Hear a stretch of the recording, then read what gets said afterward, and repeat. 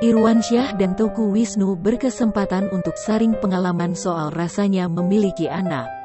Saat membicarakan soal baby Ukasya, suami Zaskia Sungkar mendadak menceritakan soal Nagita Slavina. Mulanya, Irwan mengaku jika wanita yang akrab disapa Gigi memang punya peran besar dengan lahirnya baby Ukasya. Irwan menceritakan jika Gigilah yang mendesak dirinya dan Zaskia untuk melakukan program bayi tabung. Sontak, istri Raffi Ahmad sampai menangis bahagia dengan kelahiran putra Irwan Zaskia.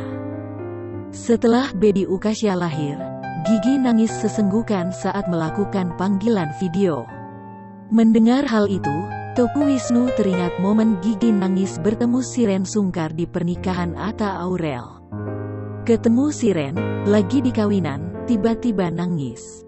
Ayah 3 anak ini kemudian menilai sosok Gigi yang memiliki hati yang sangat baik. Kemudian, Irwan kembali mengulang saat Gigi menjenguk baby Ukasya yang juga menangis.